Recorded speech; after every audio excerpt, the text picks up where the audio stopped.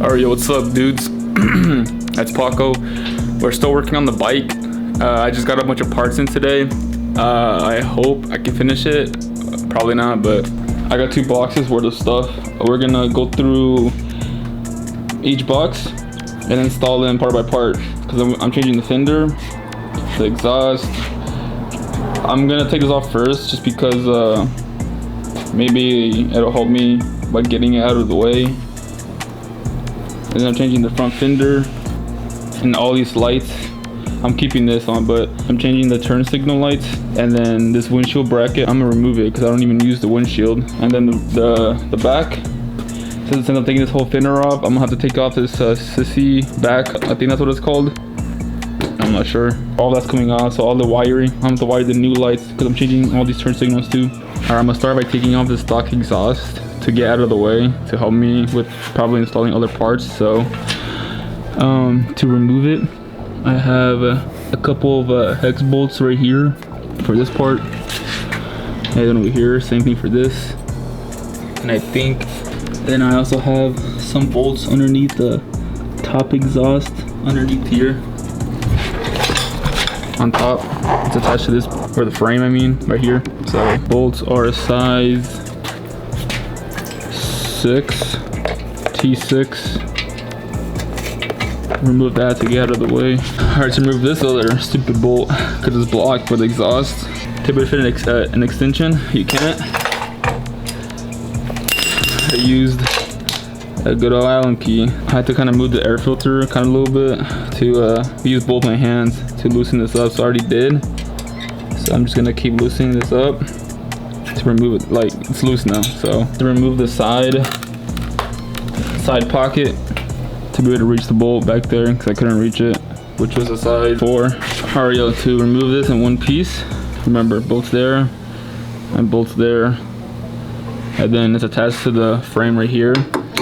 I thought I was going, that's the left bolt you actually can't even reach with an extension without taking the top half off first, which you could do by unbolting this piece right here, and then I think it'll come off, like the top exhaust part, but I didn't want to do that, so I got a open end wrench to reach it from the top like this. Oh shit. Like this, and then well, I mean, you get the point. Yeah, it's really loose, so it's already loose. Hey yo, I actually realized there's some nuts that's attached to these bolts on the frame back here. How? Because it wasn't coming out anymore, and I was like, what the heck?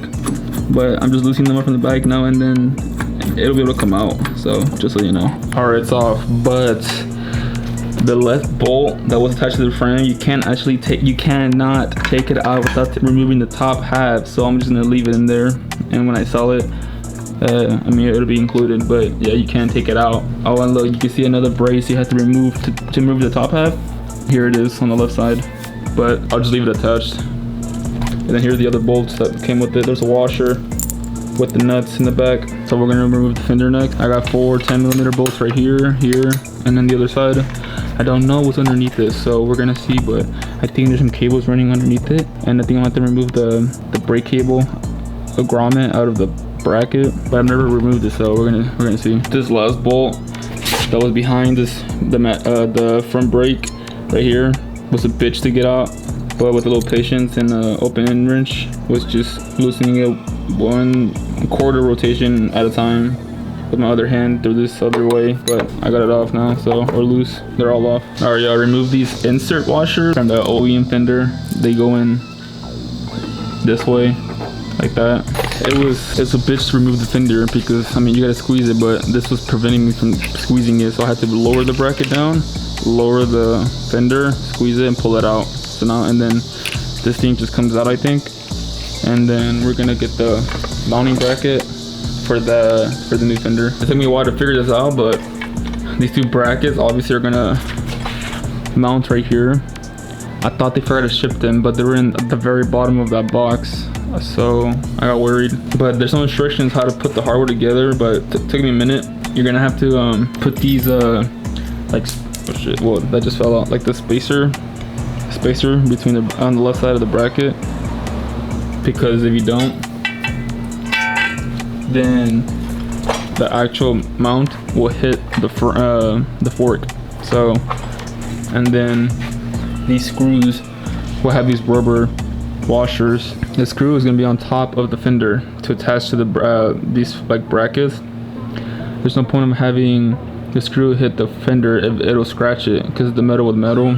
So I figured, oh, I'm pretty sure that this rubber is going to be between, it's going to act like a washer to protect the paint. So because in the picture on the website it doesn't show, but just trying to use common sense. So obviously these lock nuts are going to go underneath the fender, but you have to put it together off and then attach these last, because I mounted, because I was trying to figure this out, I mounted these first on the bike, and then when I'm like, okay, I figured out how to do it, but you can't mount the curved bracket underneath the fender because that'll be attached to the mounts underneath the fender, and you can't do that because then you gotta lock the nut.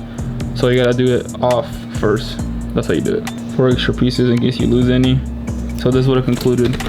I think the middle bracket is supposed to be a spacer between the mount bracket and the fender. So I put it between, you see, I put it between the mount and the fender.